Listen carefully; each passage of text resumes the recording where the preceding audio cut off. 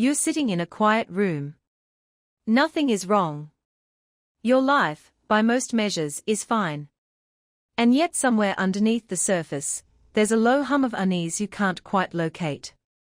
A feeling that something is about to go wrong, or already has, and you just haven't found out yet. You've probably learned to call this anxiety. But the real name for it is far older than any clinical term, and understanding where it actually comes from might be the most clarifying thing you read today. Most people assume this feeling is a malfunction. A sign that something is broken in them, that their nervous system is overreacting to a life that doesn't warrant it. That assumption is almost exactly backwards. So what is this feeling actually doing, if it isn't misfiring? To understand it, you have to go back to the environment your brain was built for, not the one you're currently living in. Your ancestors spent the overwhelming majority of human evolutionary history in conditions of genuine, constant, unpredictable danger. Not the ambient low-level worry of modern life, but actual threat. Predators. Food scarcity. Rival groups. Harsh weather. Disease with no treatment. In that environment, the brain that survived longest was not the calm one. It was the one that stayed alert even when nothing was visibly wrong, because nothing being visibly wrong right now was not the same as nothing about to go wrong. Evolutionary biologist Randolph Ness has spent decades studying what he calls the smoke detector principle. A smoke detector that only goes off when there is definitely a fire is less useful than one that sometimes goes off at burnt toast. The cost of a false alarm is low, an inconvenient noise. The cost of a missed real alarm is catastrophic. Natural selection, working on your ancestors over millions of years, built a nervous system that behaves exactly like the overly sensitive smoke detector. It was never optimized for accuracy. It was optimized for never missing the threat that matters. This is why the feeling tends to arrive without an obvious cause. Your nervous system doesn't need a specific threat to activate the alarm. The absence of a confirmed threat is not the same thing as confirmed safety, and your brain, operating on ancient logic, treats that gap exactly the way a smoke detector treats a whiff of something unclear. It fires. There is a second layer underneath this one, and it explains something many people notice, but rarely examine. The dread isn't random. It tends to cluster around certain things. Relationships. Status. Being left out.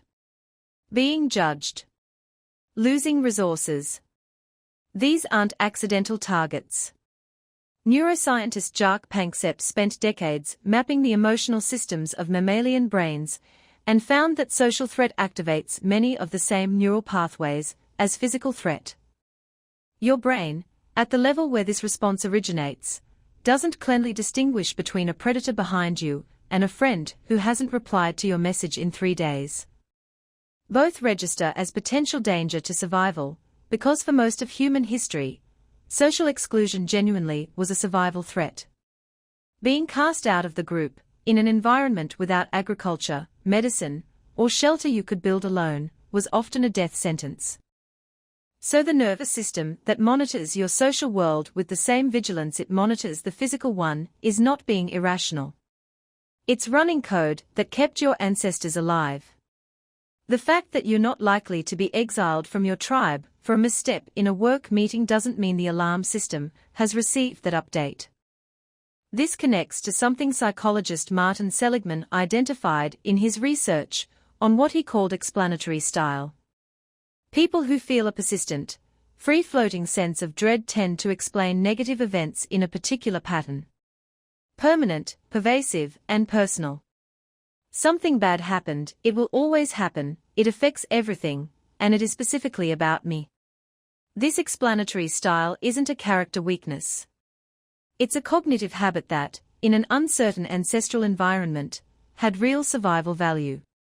If danger tends to be persistent, widespread, and targeted at you specifically, then assuming so by default keeps you more prepared than assuming each threat is isolated and temporary. Here's the part that almost never gets said clearly. The feeling isn't trying to hurt you. It's trying to protect you. It just can't tell the difference between a world where protection means constant vigilance and one where constant vigilance is quietly exhausting you. Think about what the dread actually asks of you when it arrives. It asks you to scan, to look for what's wrong, to prepare, to not relax until you've confirmed safety. In an ancestral environment, that was adaptive behavior. In a modern one, where genuine existential threat is rarer, but ambient uncertainty is everywhere, that same behavior runs in a loop with no clear endpoint, because modern life keeps generating new inputs to scan, new things to check, new uncertainties to resolve, and the system was never built to reach a point where it declares everything permanently safe and shuts down. This is why distraction tends to work better than reassurance when the feeling arrives. Telling yourself everything is fine doesn't fully satisfy the scanning system, because the system's job isn't to accept reassurance. It's to verify. Distraction works because it gives the scanning system something concrete to process, temporarily redirecting the alert state towards something it can actually engage with. Randolph Ness research also found something that tends to surprise people. Mild, diffuse anxiety, the low background hum of unease, is actually associated with better performance on complex tasks in uncertain environments, not worse. The calm brain, paradoxically, tends to prepare less. A little dread sharpens attention, raises readiness, keeps options open. The feeling that seems like it's slowing you down may, in small doses, be the thing that's actually keeping you sharp. None of this means the feeling should simply be accepted as fixed or inevitable. Knowing where it comes from changes the relationship you have with it.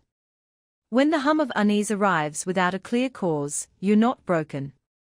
You're not weaker than other people. You're running a nervous system that was built for a world that no longer exists, in a body that hasn't received the update, doing exactly what it was designed to do at a moment when that design no longer perfectly fits. The mismatch isn't a failure. It's just the distance between the world your ancestors survived and the one you're trying to live in. And understanding that distance, really sitting with it, is one of the few things that can actually start to close it. You're sitting in a quiet room. Nothing is wrong. And somewhere underneath the surface, an ancient system that kept 100 generations of your ancestors alive is still doing its job, still scanning, still watching, still waiting for the threat that never came. You didn't inherit a flaw. You inherited a survival machine. It just never learned that the war was over.